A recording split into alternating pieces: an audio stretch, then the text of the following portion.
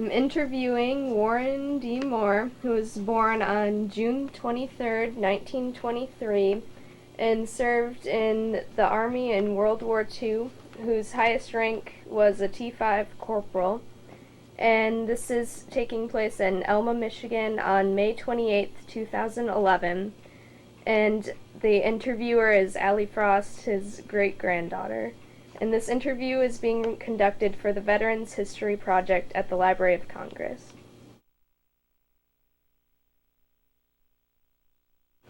Can you tell me where and when you were born? Where and when? Yeah. You just read it, didn't you?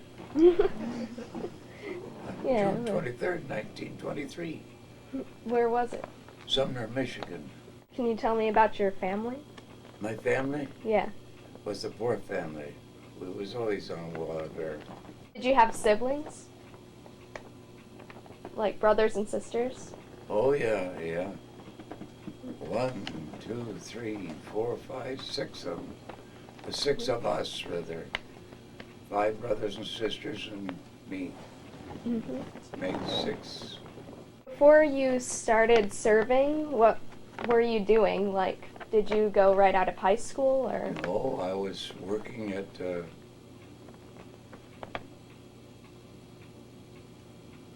in Detroit, making the big trucks for the Army and ammunition. Did you have any family members in the military?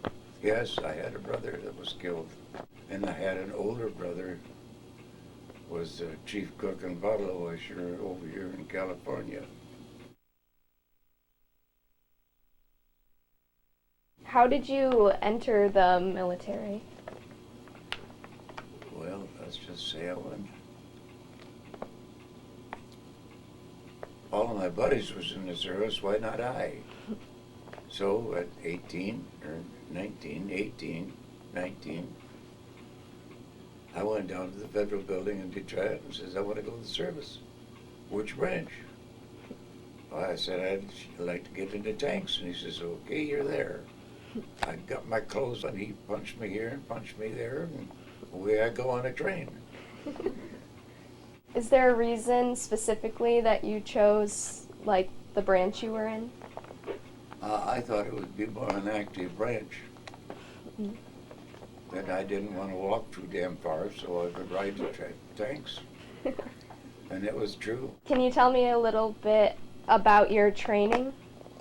My training? Oh my goodness, yes. One I remember real well.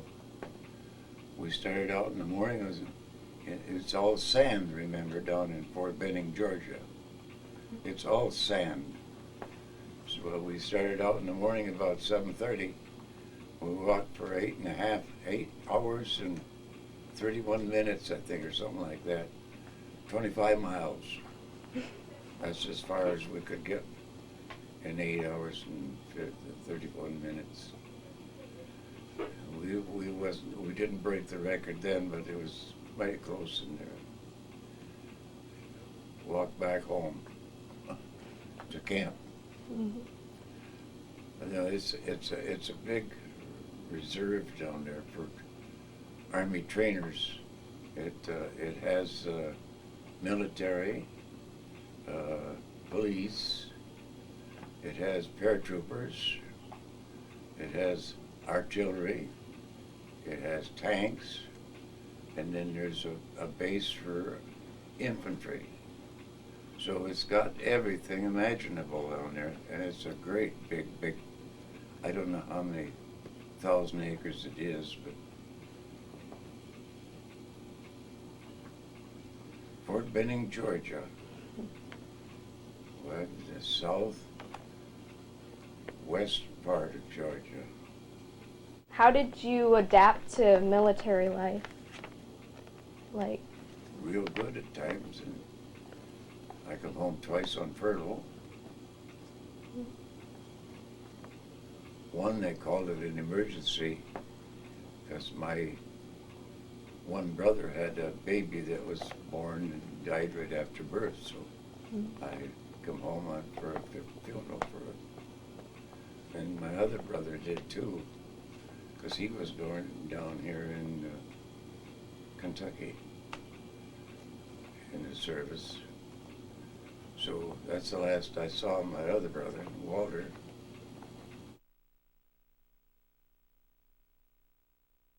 How did you get over to Europe? How did I get over to Europe? Mm-hmm. They picked all of us up, put us on a Pullman one night. And we was in Augusta, Georgia then, and put us on a Pullman one night, and we started going out for, well, heading north, and we got up in the mountains, and the train was so packed with cars and people that they needed help to get over the mountains, so we waited for a steamer to push them over. So the steamer just gave us a couple of toots on the back of it and got onto us, and away we go, and up and over the mountains. We got there in, well, it was 14 days, a trip over. It's funny, it was only 4.5 days coming back. So we had to zigzag all the way going over there, you know. Yeah. And that was the rule of the road, so we had to do it. And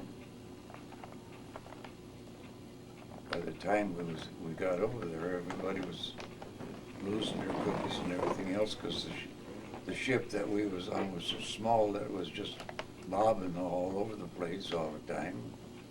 Everybody was seasick, couldn't eat. Glasgow, Scotland. Mm-hmm. And it was 1st of March, about the 12th of March, I think it was, when we got on the train off of the boat, and we went just about, not too far from London, northeast of London, and set up housekeeping there, and got our vehicles there too. You remember combat? Combat? Yeah. Well, I think the first combat we had, well, you could see dead people all over the place, but the first combat that I've ever seen out there was they had a tank chassis, and its main purpose was to hook onto a tank and pull it back in safety so it could be repaired and run again. And they was in the process of doing it. And the guy, there's a hole in the tank that you stick your head out to look, see where you're going. The tank driver. And they got a big shell that come and landed right on the tank deck, and it sheared his head right off. And that was the first casualty of ours that we had there. But otherwise, you could see people along the road burning, and just piles and piles and piles of dirt, dead people, you know. That killed an awful lot of people invading there. Where was it? I didn't hear. Where was it? Where was that invasion period there? It was 5 places: Utah, Omaha Beach. Mm-hmm. Do you remember any other battles? Battles? Mm-hmm.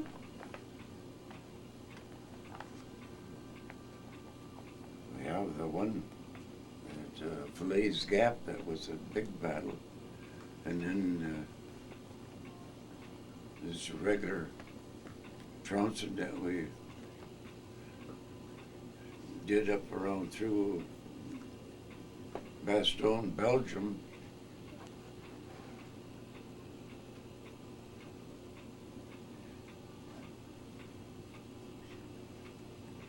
I guess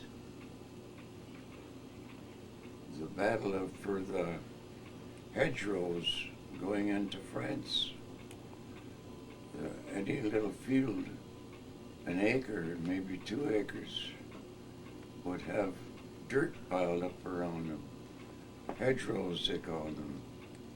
And so the enemy could be in back of any hedgerow there was there, you see. So, in other words, you had to break one of the damn things down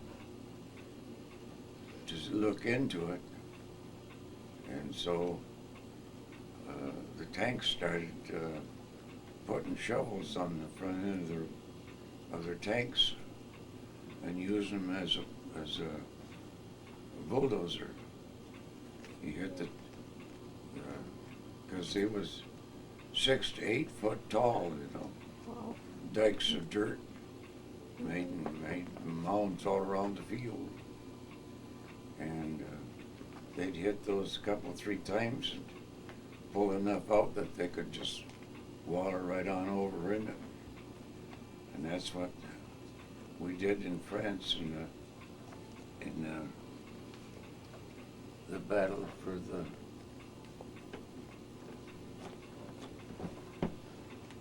land there, I guess. Well, it was near Christmas. We had a terrific poker night that night before they called us out. And we had troops across the river. We make pontoon bridges and put them across the river and then run our stuff over there just like a floating river. And we had it all taken and everything, and then we got orders to withdraw that, come on back this side of the river, leave the pontoons there if they wanted to. And so we got back over to our side of the river, the west side of the river, and it was a Moselle, I think it was, Moselle River. Anyway, it was Christmas, and we was told to make ready to depart, pick up and go, see, and early in the morning. And so we got a good night's sleep, and the next morning we hit the road about 6 o'clock. And dry C rations, K rations, and stuff like that instead of a cooked meal for breakfast. And got on the road, and we got up in there, and it got,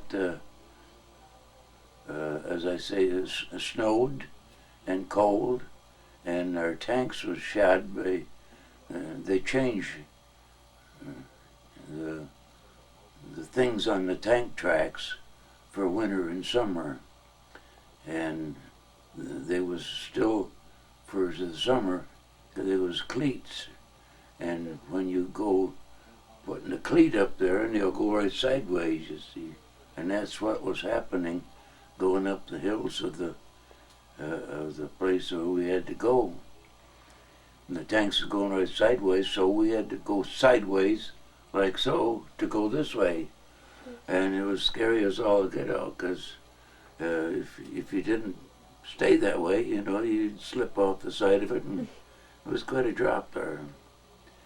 So, but we finally made it, and about 2 miles this side of Bastogne, I started running into American tanks, and not too many tanks, but jeeps and trucks and everything else, you know, all below the blazes on the side of the roads, you know. And it was the worst destruction of U.S. government property that I'd seen in the war so far, other than the men on the landing barges and stuff. But that was just strewed all over the place. When they went through, there was Panzers, and if you know what a Panzer tank is, it's it's a vicious damn thing because it takes a mighty potent thing to knock it out. Mm. And some of our tanks went in with a, getting off the track now, but some of the tanks went in armed with 75 millimeter. And the Germans had 88s millimeter. And so the outfit come back and says, well, we'll put these 70, I think it was 76, 77, 78 millimeters in, and it'll be enough to knock the Panzers out. But it was if you hit them in the right place. But them 88s was a blessed artillery that the Germans had on their tanks. So much bigger and heavier than ours, you see, it would blow the damn tanks, our tanks, all to hell. Where we could hit their tanks and it would just glance off. You know. So that was the reason why we got up to Bastogne, and it was after the surge had went through. A couple of days, I think it was, and they was going towards the coast farther so they could get some more fuel and raise more havoc with our forces in there. And instead of that, well, they run out of gas and started walking home then, because couldn't fight. They didn't have any tanks or anything, so they couldn't fight. So they just got out of their tanks and started walking home, and they just let them walk. Wow. No weapons or anything.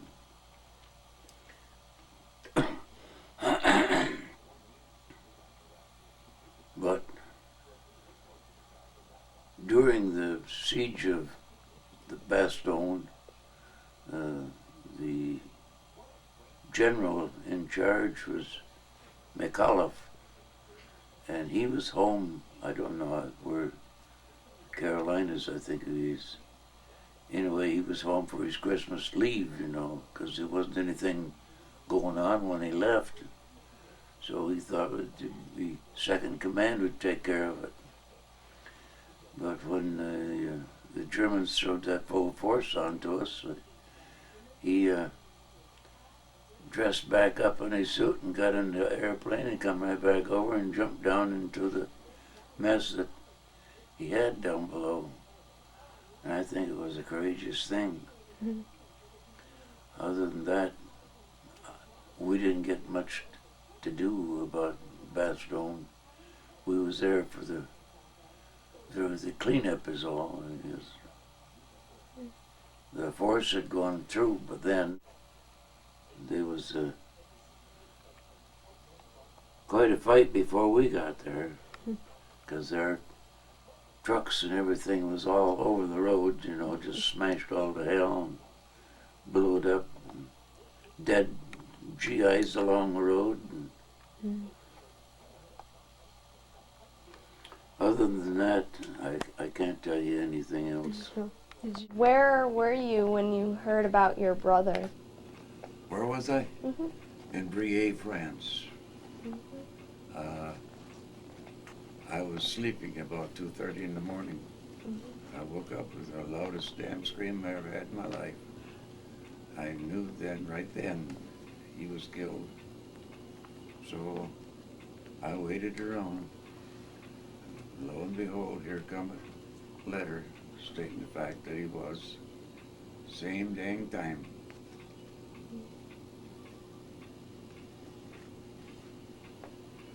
That's funny, maybe not even believable, but it is so. Only time I ever screamed in my life, in my sleep. Did you make friends in the service? Oh yeah, quite a few of them.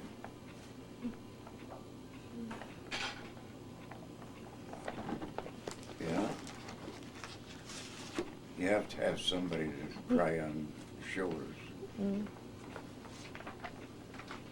Some of those young people that wasn't used to staying away from home when they first got into service, it was like crying their head off every night, every night, and every night. Weeks and weeks afterwards. Did you stay in touch with your family?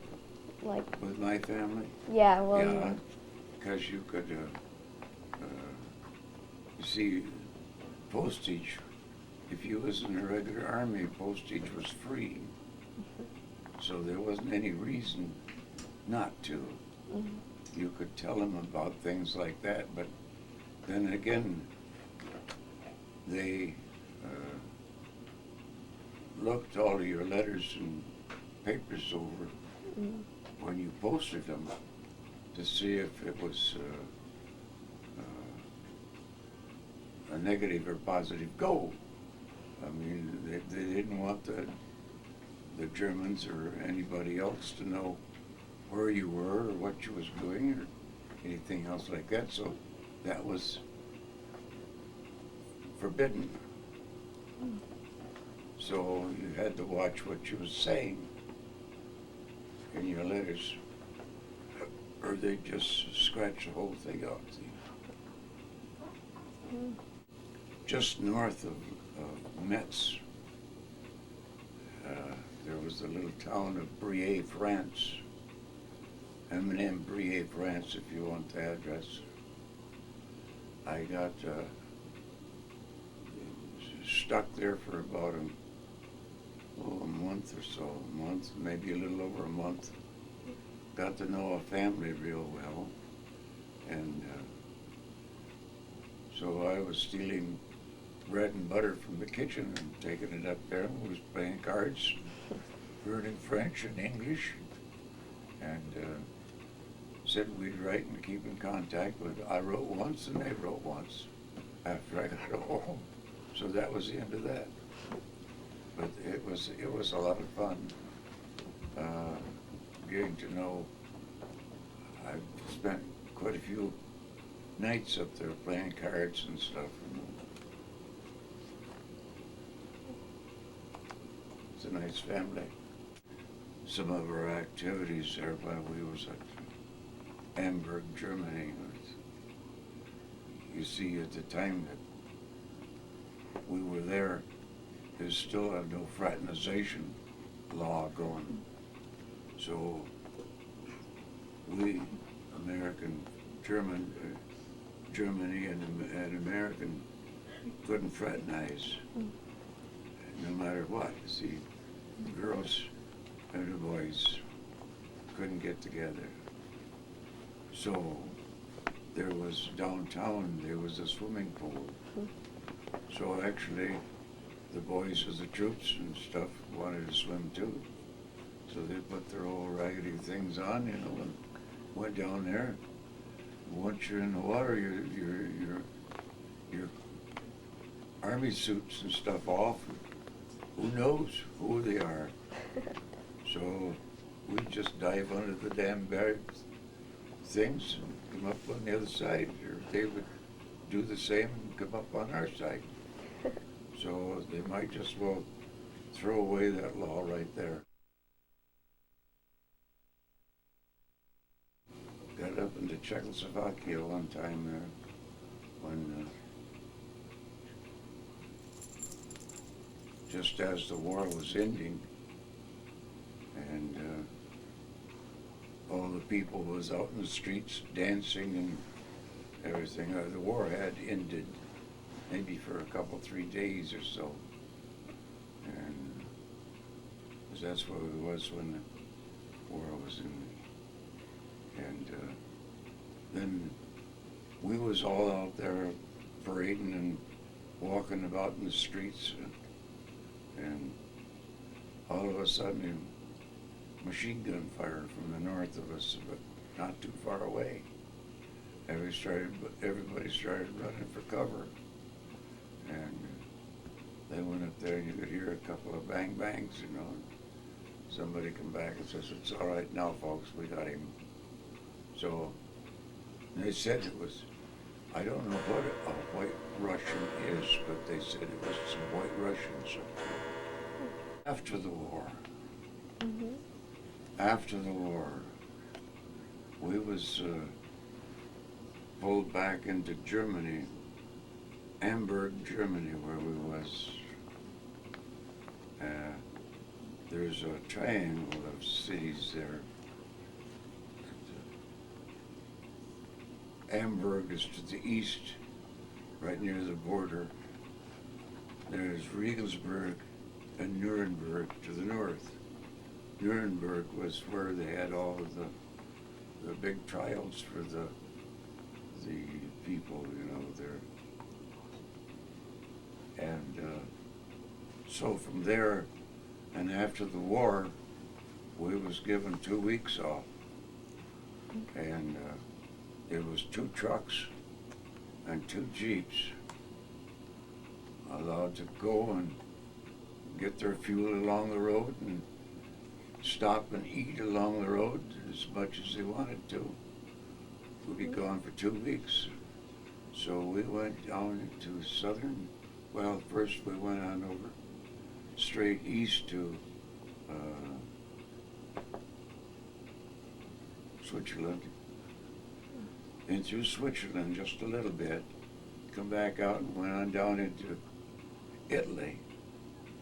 And in northern Italy is quite mountainous, and we looked down and you can see the lakes and streams down there, you know, and it was the most beautiful sight I ever saw. Just the sun was shining on that,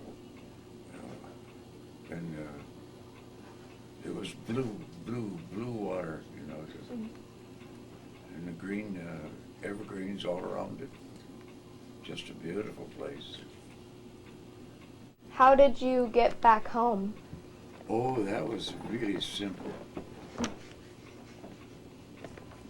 You see, as I told you, it was 14 days going over. And we wandered back home by France through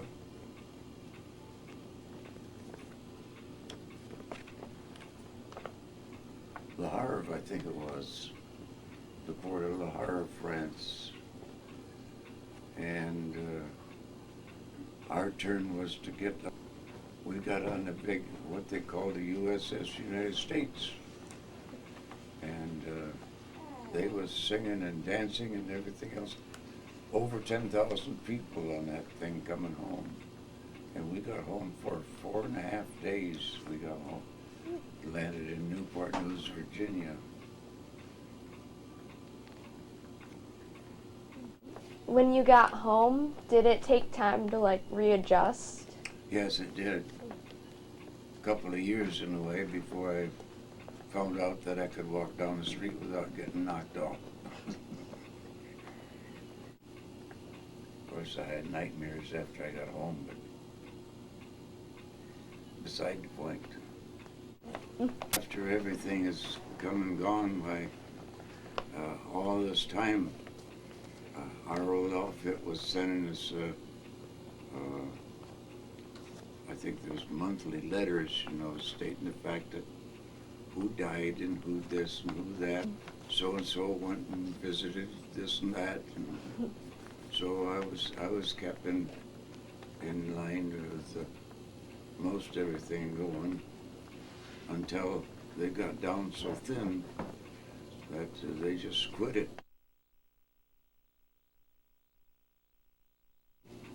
How did your experiences affect your life? It made me believe more in myself than I had before, so, because I wasn't worth too much to begin with. I do believe that the service will make a man out of all of them, or try to in a way.